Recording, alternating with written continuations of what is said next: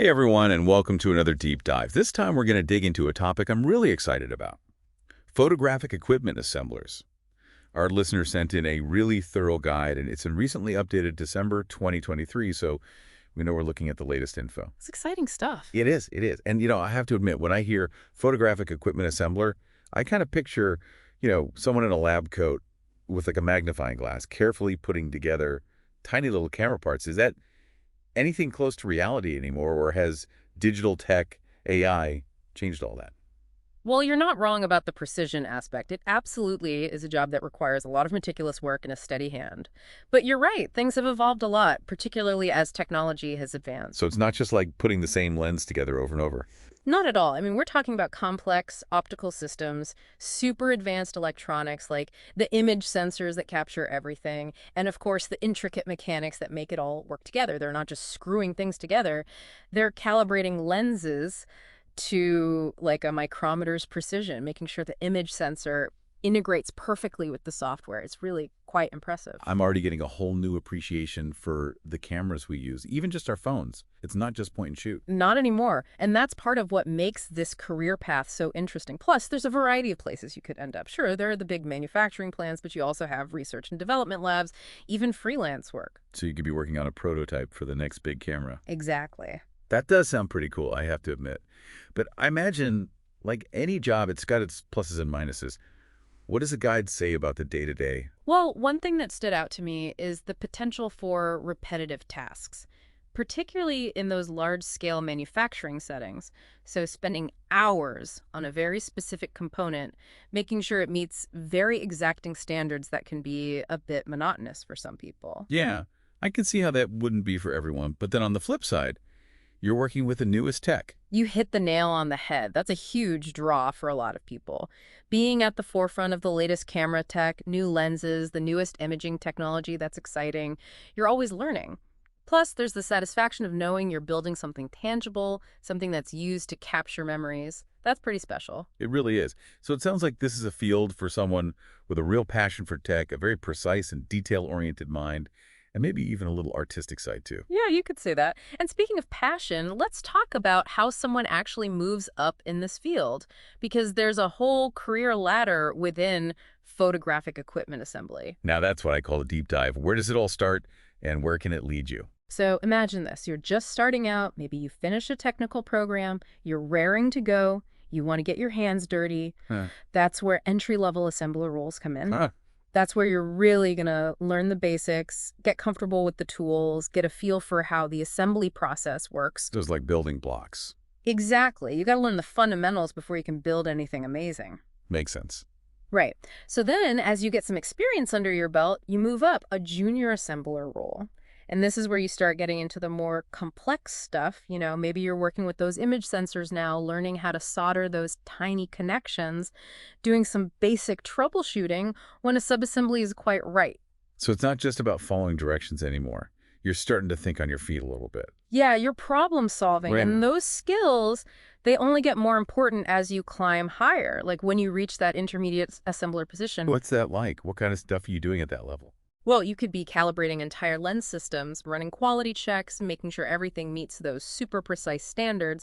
And you might even start collaborating with the engineers on design tweaks. Wait, hold up. Collaborating with engineers. So now you really need to know your stuff. Absolutely. This is where you need that deep understanding of how it all works together, the optics, the electronics, the mechanics. You might even find yourself troubleshooting a really complicated issue, like maybe an image sensor isn't talking to the processor correctly and you got to figure out why.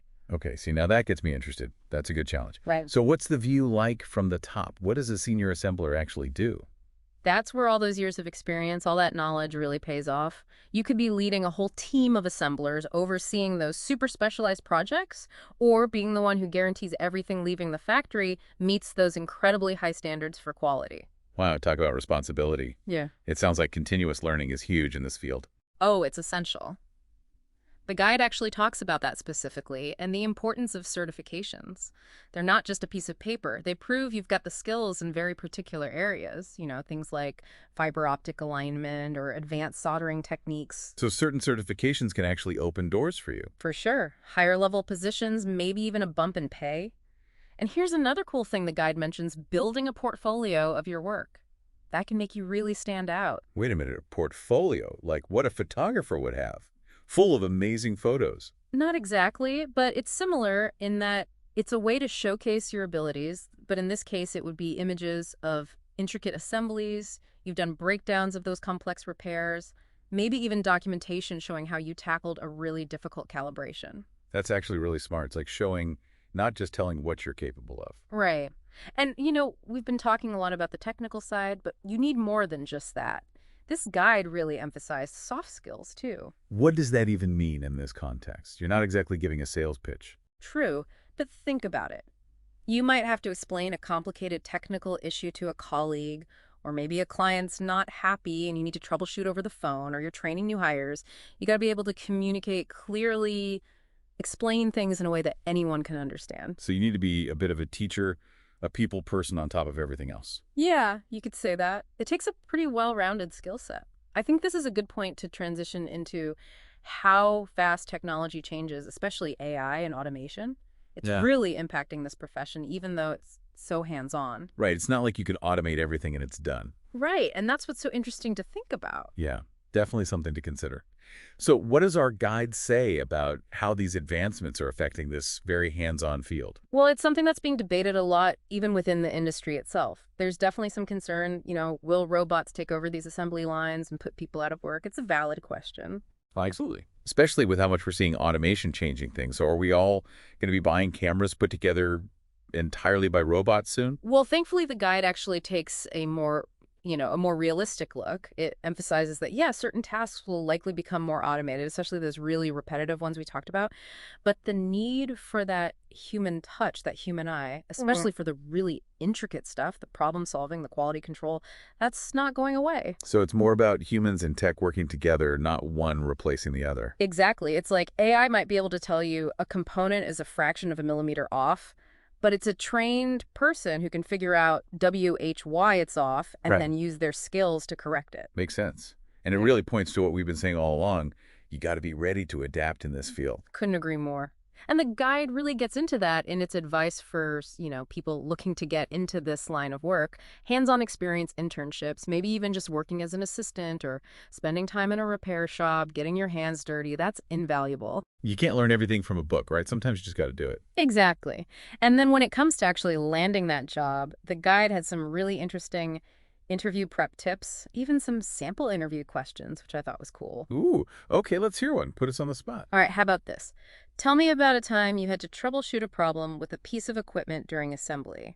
What was your process? Ooh, that's a good one.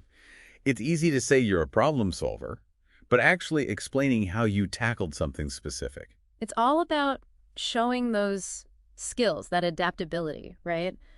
You need to demonstrate that you can think for yourself, get a little creative even when a problem pops up.